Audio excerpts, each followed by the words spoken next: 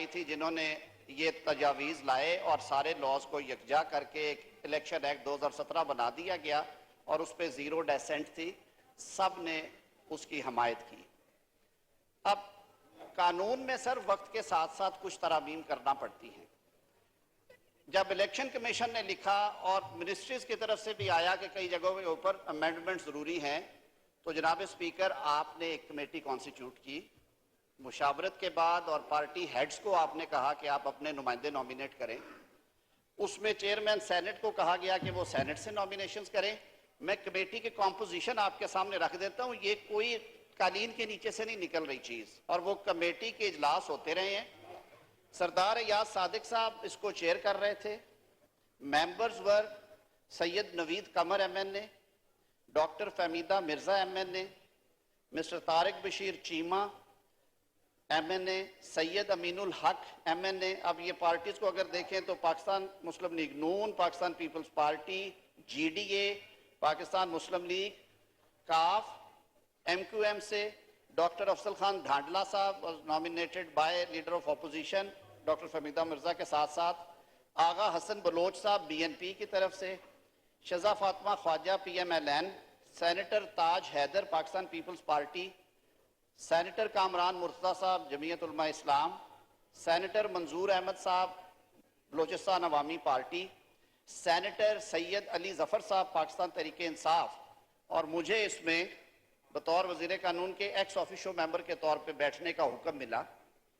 हमने इसमें मुतअद्दिद इजलास किए जिसमें कुछ मेंबरान ने वीडियो लिंक पे ज्वाइन किया। मेरे भाई सेनेटर अली जफ़र साहब वीडियो लिंक पे में ज्वाइन किए हुए थे, फिर उन्होंने सफ़र पे जाना था।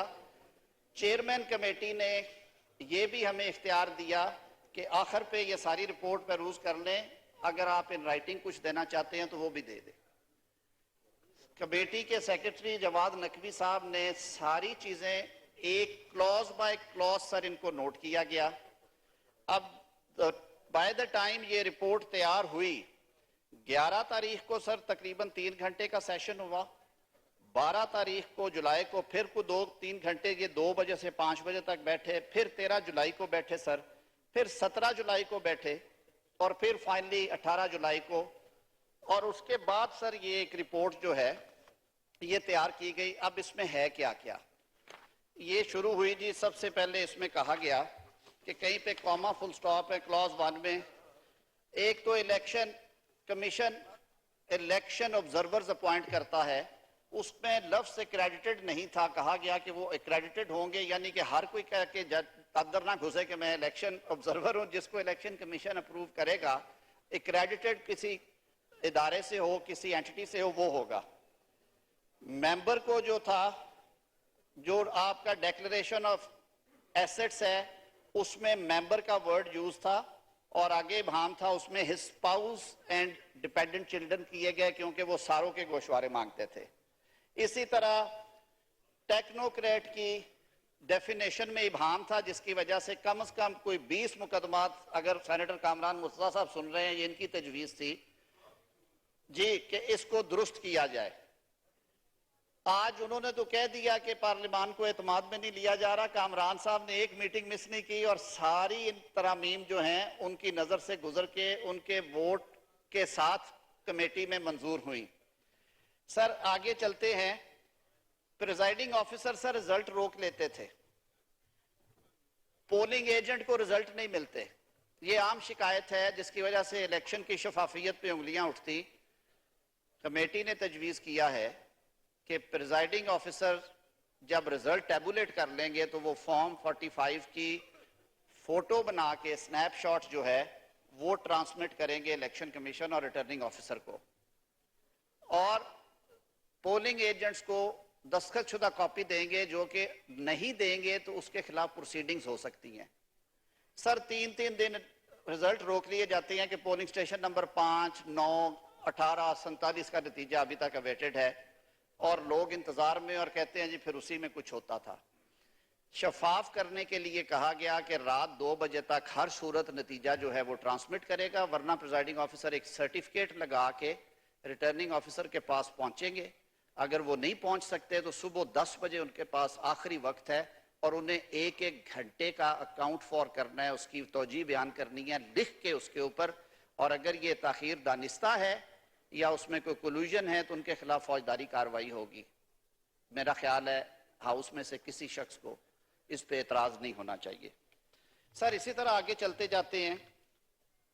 ये दिनों का फर्क था कि जो बैंक अकाउंट हम एक्सक्लूसिव बैंक अकाउंट खुलवाया जाता है, सर हम लोग पीईपी हैं सर, सुबह 10 बजे अगर रिजल्ट नहीं आता तो फिर तादीबी कार्रवाई होगी। रात 2 बजे तो देना ही देना है चेयरमैन साहब, और उसके एक एक घंटे का हिसाब देना है। बैंक अकाउंट सर, आप पॉलिटिकली एक्सपोज्ड पर्संस हैं, आपका हर दफा आपको नया बैंक अकाउंट खुलवाना पड़ता है और वो 10 दिन का 12 दिन का प्रोसेस है। हमने ये तजवीज़ किया है कि आप अपने एग्जिस्टिंग बैंक अकाउंट की 1 हफ्ते की स्टेटमेंट दे देंगे और कहेंगे कि जी ये इलेक्शन पर्पज के लिए मैं बैंक अकाउंट इस्तेमाल करूंगा, और इसे तसव्वुर किया जाए कि ये मेरा डेजिग्नेटेड अकाउंट है। बहुत सारी जगहों से फाटा को हटाया गया। लॉ मिनिस्टर साहब, सर ये सारी बातें हैं इसमें। इसके अलावा मैं सिर्फ ये अर्ज कर दूं, अब सर ये कमेटी ऑफ होल तो नहीं थी, जाहिर है सारा हाउस नहीं था, लेकिन कोई एक ऐसी सियासी जमात नहीं है जिसकी प्रेजेंस 5 या 10 अरकान से जायद है और उसकी नुमाइंदगी ना हो इसमें। अब हुआ क्या, एक इलेक्शन एक्ट जो है सर, कोई आपने कुछ चीजें हैं वक्त की जो पाबंदी थी कि अब नेचुरली 12 अगस्त तक कौमी असम्बली ने अपनी मियाद पूरी करनी है। इलेक्शन एक्ट एक बिल जो है वो ज्वाइंट सिटिंग में पेंडिंग है। कमेटी ने ये जब सारी चीजें कंसेंसस के साथ कर ली तो ये फैसला किया गया कि जब वो इलेक्शन एक्ट यहाँ पे डिस्कस होना है। मिनिस्टर साहब, ये तो अभी आइटम आया ही नहीं, इस पे मेरा ख्याल है बहस नहीं होनी चाहिए। आप तो समझते हैं रूल्स और प्रोसीजर को, लेकिन मेरा कहने का मकसद ये है कि मेंबरान की तरफ से जो ऑब्जेक्शन आया था वो ये था कि अगर अमेंडमेंट करनी है तो एक 1 डे का कंप्लीट 1 डे का नोटिस जो है वो मेंबरान तक होना चाहिए, ताकि अमेंडमेंट वो पढ़ कर आए और अगर वो उसमें कोई बात करना चाहें या समझना चाहें तो कर सके। तो क्या मैं अपने सेक्रेटेरिएट से भी पूछना चाह रहा हूँ कि क्या ये जो है ये सर्कुलेट की गई थी अमेंडमेंट्स? कल तक तो सर तैयार करके काम का बोझ ज्यादा है या किसी वजह से नहीं, लेकिन ये जो सारा पैकेज है रिपोर्ट फाइनल हो गई। इन्हें ये क्योंकि गवर्नमेंट बिल है, इसमें गवर्नमेंट की तरफ से भी अमेंडमेंट आ सकती हैं। मिनिस्टर इंचार्ज ने ये अमेंडमेंट्स कल तैयार करवाई थी। कमेटी की सिफारिशात के अलावा इनमें कॉमा फुल स्टॉप भी चेंज नहीं किया गया, और इस अंडरस्टैंडिंग के साथ कि ये अमेंडमेंट्स क्योंकि कंसेंसस के साथ फैसला हुआ था, ये हाउस के सामने टेबल पे भी होंगी और पढ़ी भी जाएंगी, और उसके बाद इन्हें उस हाउस ने मंजूर करना है या रिजेक्ट करना है वो मेरे ऐवान का इख्तियार है, वो किसी और शख्स का इख्तियार नहीं है। तो ये इसमें बैकग्राउंड है, कोई चीज छुपा के नहीं हो रही, कोई चीज अंडर द कार्पेट नहीं हो रही। मीटिंग में ये सारी चीजें डिस्कस होती रही हैं।